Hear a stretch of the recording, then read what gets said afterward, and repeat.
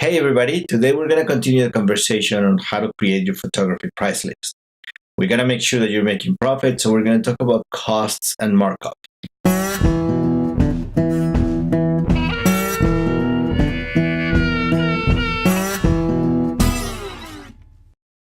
the last video, we talked about identifying your ideal client, selecting your price strategy, and knowing your competition. This should give you a good idea of where your prices are going to sit, but today we're going to put it all together with your costs. And we're going to make sure that you're making profit every time you shoot a session. And because this is the second video, we're going to start with step number 4, calculate your costs. This can get complicated, so I'm going to try to make it as easy as possible.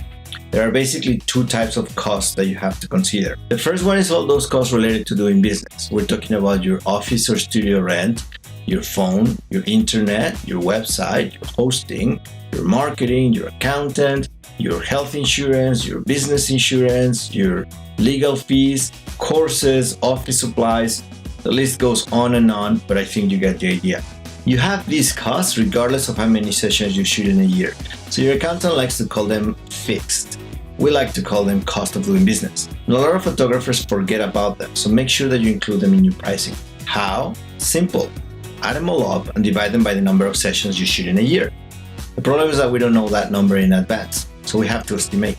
Some people prefer estimating based on the number of days instead of the number of sessions. This is convenient if you have a daily rate, like a commercial or wedding photographer. So if you grab your total cost of doing business and divide it by the number of days you shoot, you get your daily cost of doing business. The second type of cost is the one related specifically to the session. So we're talking about an assistant, second shooter, the rent of a venue, equipment rental, travel, an album, prints, anything that you're only going to pay for when you shoot. And they can obviously vary from session to session. So accountants like to call them variable. We like to call them production costs. And they can be all over the place, so try to keep them uniform. And the easiest way to do that is by creating packages. Now, don't get too excited yet. That's the topic for the next video. For now, just think of one package that includes all the things you need, a few things that the client wants, and we'll use that for the example. One cost that I haven't mentioned is your salary. Why? Because it can go either way.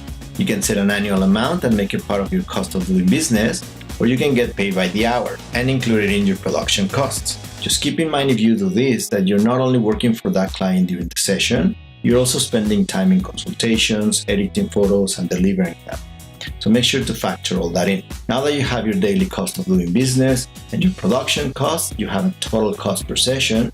So we're ready to move on to step number 5, adding a markup. The markup is the profit for your business. You can add an amount or a percentage. If your cost is $10, you can add $2, $5, another $10, or you can decide 20%, 30%, 50%, up to you. The question is how to make that decision. For that, we use something called perceived value. Like when you pay for a bottle of water. Let's break it down. The package we were talking about should reflect your price strategy. If you want to be a premium service, then you get a fancy album, you get an assistant, you give your clients that little extra thing they love. Now, what thing they love depends on the kind of client you choose.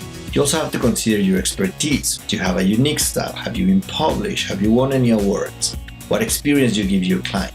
All those things combined will add value to your package in the mind of your client. And obviously, depending on that price strategy, you'll decide to add more or less of those. One last thing to consider is your taxes. It will obviously depend on the amount of money that you made at the end of the year. So it's difficult to calculate, but one thing that I highly recommend is to put some money aside every other month or every quarter so that you don't have a bill at the end that you can't afford. And talk to your accountant. If you don't have one, go get one. That's it for today. Feel free to replay this video as many times as you need. Subscribe for the last episode of this series and leave me any questions in the comments below. Thank you very much for watching and see you soon.